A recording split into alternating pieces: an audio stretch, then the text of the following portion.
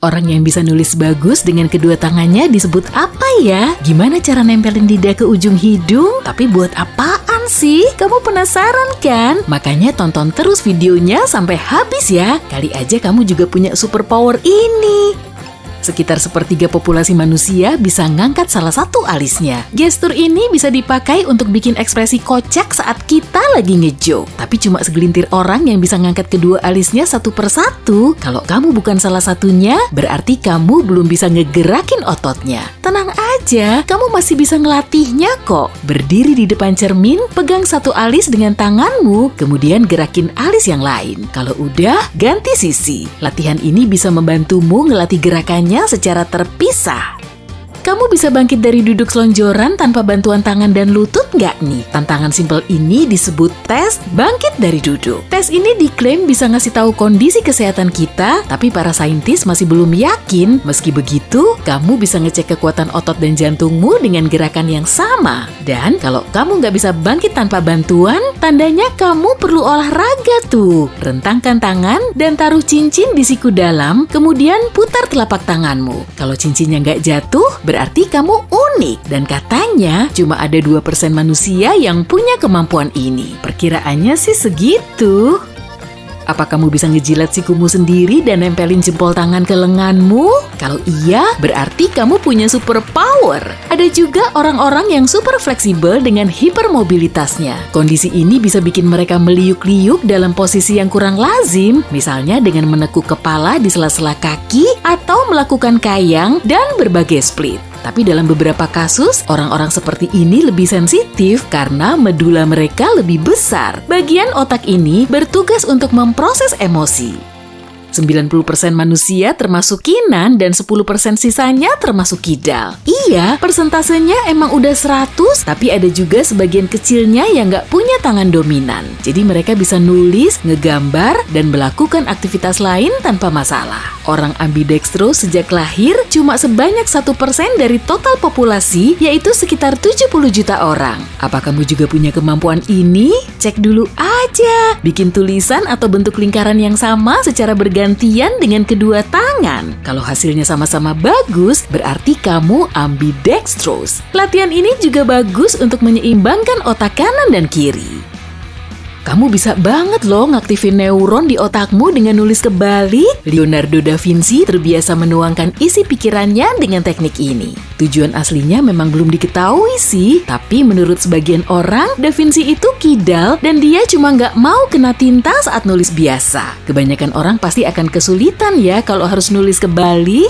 Manusia rata-rata masih mengandalkan ramalan cuaca dan harus menyesuaikan pakaiannya dengan kondisi lingkungan. Tapi ternyata sebagian orang bisa bikin tubuhnya tetap hangat di cuaca dingin. Orang-orang tahan banting ini biasa pakai pakaian tipis saat udara di luar lagi dingin-dinginnya. Mereka juga bisa nyeker di atas salju atau berenang-renang di air dingin. Kemampuan ini biasanya nggak didapat secara alami dan para pemiliknya telah memperkuat tubuh mereka selama bertahun-tahun hingga terbiasa dengan cuaca ekstrim ini. Wah, keren juga ya! Kebiasaan ini juga punya manfaat kesehatan loh. Di antaranya bisa memperbaiki sirkulasi darah serta meningkatkan konsentrasi dan kesehatan tubuh. Apa kamu punya superpower ini? Wah, selamat deh kalau kamu juga punya. Buka telapak tanganmu, tekuk semua jari kecuali jempol, lalu deketin telunjukmu dengan jari tengah dan jari manismu dengan kelingking sambil dilurusin. Gimana? Berhasil nggak? Kalau berhasil, kamu bisa jadi musisi hebat. Berarti saraf di telapak tanganmu udah berkembang baik. Biasanya kita nggak akan ngerasa geli saat menggelitiki diri sendiri. Bener kan? Kita cuma akan ngakak kegelian saat orang lain menggelitiki kita. Alasannya yaitu karena cerebellum yang memonitor gerakan bisa memprediksi sensasi akibat gerakan kita sendiri. Bagian otak ini kemudian mengirim sinyal ke bagian sistem saraf lain untuk ngilangin sensasinya. Tapi segelintir orang juga bisa geli saat mereka menggelitiki diri sendiri loh. Kalau kamu bukan di antara mereka, coba deh sentuh pola tekstur yang baru kamu tahu atau gunakan alat pijat. Cara ini bisa merangsang saraf dan bikin kamu rileks. Oke, siapin dulu selembar kertas dan alat tulis, lalu duduk di kursi. Lurusin salah satu kaki dan putar searah jarum jam. Selanjutnya, tulis angka 6 di atas kertas atau di udara sambil memutar kaki. Pasti sulit banget kan? Kenapa bisa gitu ya? Nah, otak kirimu nggak bisa mengantisipasi dua rotasi berlawanan secara bersamaan. Makanya, kedua gerakan tadi malah jadi searah. Bahkan cuma segelintir orang yang bisa langsung lolos di percobaan pertama. Dan saat kamu nulis angka yang lain, hasilnya juga akan sama. Coba aja kalau nggak percaya.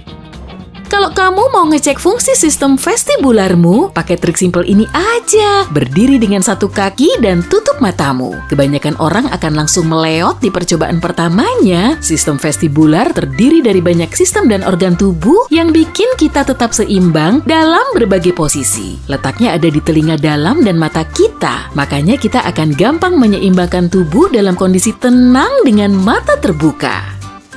Kita memakai lidah untuk mengecap rasa dan berkomunikasi lisan. Selain itu, lidah juga bisa digunakan dalam banyak trik. Sekitar 10% manusia bisa nempelin lidah ke ujung hidung. Gelar lidah terpanjang di dunia saat ini disandang oleh Nick Stauber dari Amerika Serikat. Panjangnya mencapai 10,1 cm menurut rekor dunia Guinness. Tapi ada juga pesaingnya yang baru terdaftar di buku rekor India dan lidahnya sepanjang 27 cm. Wah, pasti dia menang terus tuh tiap kali ada lomba ngejilatin es krim. Nah, kalau menurut rata-rata, lidah pria dewasa kurang lebih sepanjang 8,5 cm. Dan untuk wanita, 7,9 cm. Makanya kebanyakan dari kita nggak bisa melakukan trik hidung ini. Lomba ngiket tangkai ceri sudah jadi game populer, tapi cuma segelintir orang yang tahu caranya. Al Gliniecki berhasil mencetak rekor dunia Guinness pada bulan Juni 2014. Dan dia bisa ngiket 14 tangkai ceri dengan lidahnya cuma dalam waktu 1 menit. Wow, kalau pengen ngalahin rekornya, kamu harus terus berlatih. Dan pilih tangkai ceri yang panjangnya sekitar 4 cm. Tutorialnya udah banyak kok.